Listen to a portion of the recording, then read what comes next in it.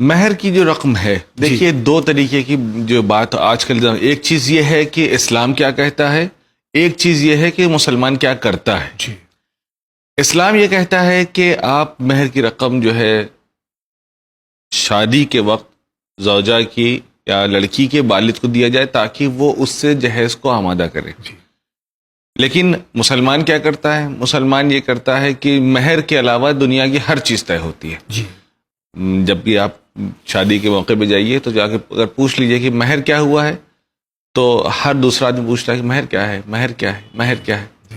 کیونکہ ہر چیز کے بارے میں بات ہوتا ہے کہ لڑکی کہاں رہے گی، کیا کرے گی، جاب کر سکتی ہے کہ نہیں کر سکتی ہے، بیٹے کے ساتھ رہے گی کہ ساس سسر کے ساتھ رہے گی، ہر طریقے کی بات ہوگی سوائے اس کے کہ جو ایک واجب چیز ہے کہ مہر ادا ہونا ہے، اس کی بات نہیں ہوتی ہے. تو مسلمان یہ کرتا ہے کہ وہ جو جہیز کی ذمہ داری ہے وہ لڑکی کے باپ کے اوپر ڈال دی جاتی ہے کہ وہ جہیز آمادہ کرے، جبکہ اسلام یہ کہتا ہے کہ جہیز اس ادا کیے ہوئے مہر کی ایک مختصر سی رقم میں سے ہوگا، ورنہ باقی جو ذمہ داری ہے وہ سب لڑکے کی ہے. جی کہ جب وہ شادی کر کے باہر سے خاتون کو اپنے گھر میں لا رہا ہے تو وہ کیا کرنے کے لیے لا رہا ہے کہ اگر وہ کوئی چیز مثال طور پر الماری نہیں دیا تو کپڑا آپ زمین میں رکھیں گے؟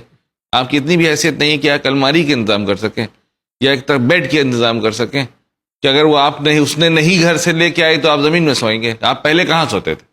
تو اگر یہ پہلے زمین پہ سوتے تھے اب بھی سوئیے. اب بھی سوئیے. جی لیکن یہاں پہ ایک چیز اور بھی ہے، وہ یہ ہے کہ پھر آپ اپنی حیثیت کے حساب سے ہی شادی بھی کیجیے. بالکل. کہ اپنے سٹینڈرڈ سے آپ، یہ لڑکی آپ لے آئے کافی صاحب حیثیت، جی اور آپ چاہیں کہ وہ زمین پہ سوئے تو نہیں. جی کیونکہ نفقے کا مطلب دو روٹی نہیں ہے. جی نفقے کا مطلب یہ ہے کہ اس کے سٹینڈرڈ کو مینٹین کرنا. جو سٹینڈرڈ پہلے تھا وہی سٹینڈرڈ بعد میں ہونا چاہیے. آپ زمین پہ سوتے رہے ہوں گے، آپ زمین پہ سوئیے، لیکن اگر وہ اپنے گھر میں تخت پہ سوتی تھی اس کو تخت کا انتظام کیجیے.